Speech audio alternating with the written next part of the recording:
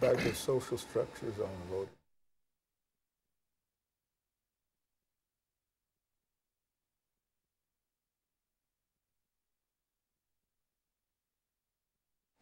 Thank you and welcome back to the second segment of the show for today.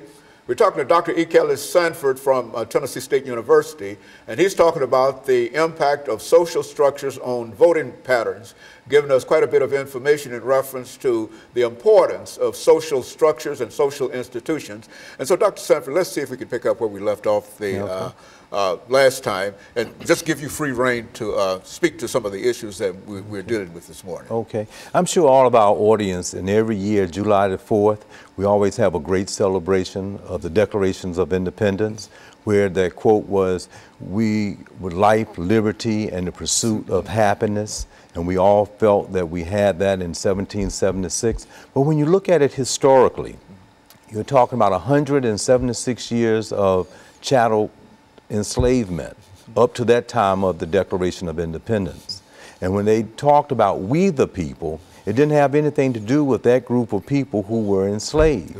So when that whole notion of the truths that all men are created equal, they weren't talking about that group of enslaved people, nor women that were there, but those property owners that had moved from other countries to here. So I want to try to bring that into focus to say by 1863, with the Emancipation Proclamation, the Civil War is over in 1865. Then the 13th Amendment that freed that group of people over 244 years of enslavement. 14th Amendment gave citizenship, and then the 15th Amendment to our topic today was the right to vote. But given that freedom, and given that citizenship, and given that right to vote, another 100 years almost goes by with 81 years of Jim Crow laws that prevented people from actually exercising their constitutional rights. And so many people today, I want us to stress today on the program, that it is a privilege and an obligation for us to participate in the process of bringing about change.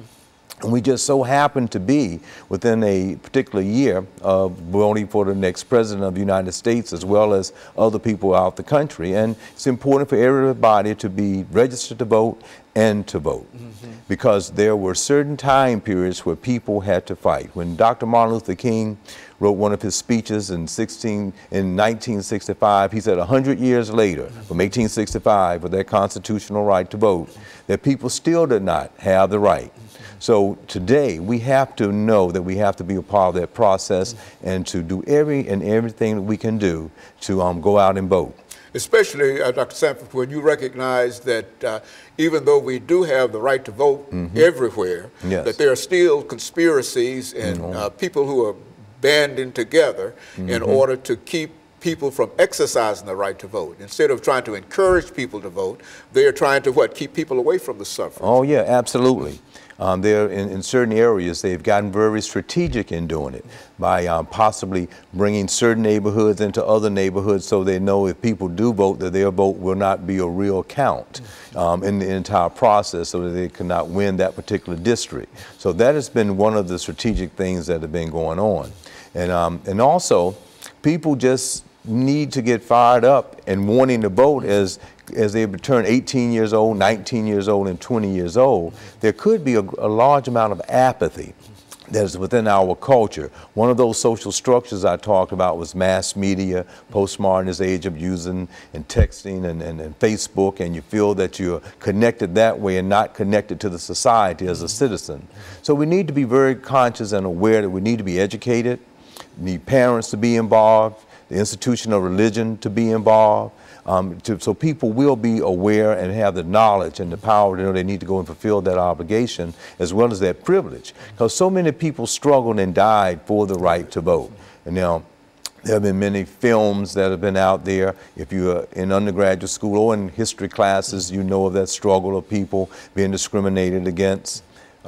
Jim Crow laws asking people to read, and if they couldn't, they didn't have the right, and they should have had the right. Other ways of just preventing people. They were called Jim Crow laws that prevented people. So now you fast forward to the day, and if young people from 18 to 35 years old, they should, and particularly African American or any other minority group or immigrant group, should feel a strong obligation to take that privilege that people had to die for as being a citizen and to vote. So I really encourage that. But I also want to encourage encourage people to be a good educated person and not to fall into the rhetoric that can be stated sometimes, because sometimes you don't know.